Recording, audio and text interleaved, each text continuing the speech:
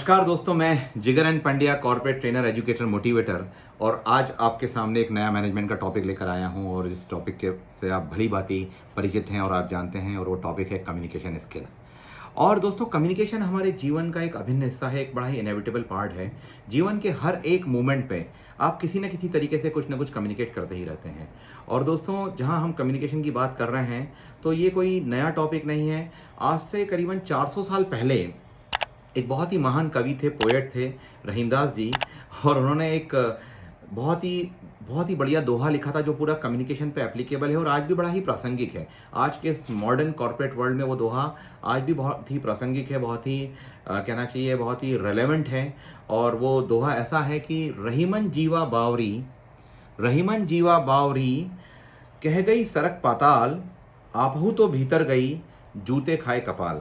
तो दोस्तों, जहां हम कम्युनिकेशन की बात करते हैं, जहां हम बातचीत की बात करते हैं, तो आप देखेंगे कि प्रकृति ने, नेचर ने हमें करीबन 50 से 70 किलो का शरीर दिया है।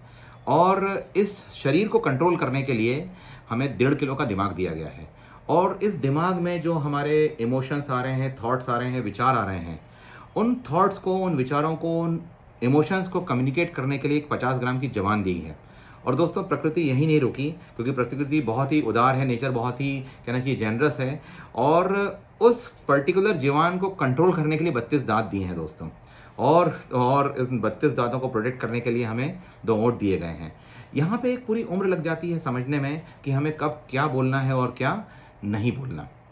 जहाँ हम कम्युनिकेशन की बात करते हैं तो कई फेमस सेलिब्रिटीज़ है, पर्सनालिटी हैं, उन्होंने अपने कम्युनिकेशन के बारे में अलग अलग विचार रखे हैं। जैसे कि बहुत ही एक फेमस साइंटिस्ट हैं, आपने उनका नाम सुना होगा, एडिसन।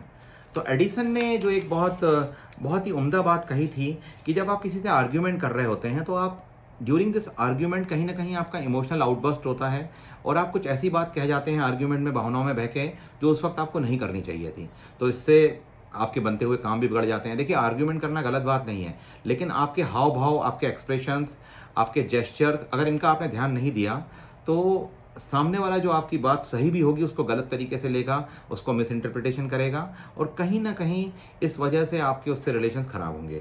तो दोस्तों, आर्ग्यूमेंट करिए, अपनी बातों को रखना गलत नहीं है, पर उसको किस तरीके से रखना है ये सीखने की बहुत ज़्यादा ज़रूरत है। और इसमें हमें अपनी भावनाओं पे, अपने इमोशंस पे, अपने थॉट्स पे कंट्रोल करना हमें आना चाहिए। ये बहुत ही एक कहना चाहिए बहुत ही बेसिक चीज़ है।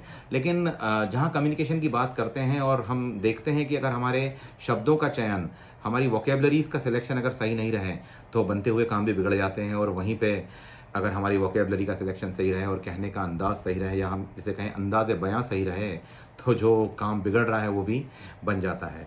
और यहीं पे एक बहुत ही फेमस कवि थे इंग्लैंड के, करीबन ये भी 300-400 साल पहले हुए थे। इनका नाम था सर फिलिप सिडनी। तो इन्होंने एक बहुत सिंपल सी बात कही थी। इन्होंने कहा था कि तलवार के ज़ख्म तो भर जाते हैं दोस्तों, लेकिन जो शब्द हैं, अगर वो शब्द आपने बहुत गलत तरीके से किसी को कहे हैं तो उसके ज़ख्म पूरी ज़िंदगी नहीं भरते। और कम्युनिकेशन पे अगर देखा जाए तो अलग अलग लेवल पे रिसर्च हुई है। तो आमतौर पे देखा गया है कि जब एक इंसान का जन्म होता है और एक बच्चा जो है जब 6 महीने का होता है, 4 से 6 महीने का होता है, तो वो कुछ बोलने की कोशिश करता है, कुछ बड़बड़ाता है, कुछ बैबलिंग करता है, उसके पर्टिकुलर वर्ड में क्लैरिटी नहीं रहती, तो कहीं ना कहीं से वो अपनी बात कम्युनिकेट करने की कोशिश कर रहा है।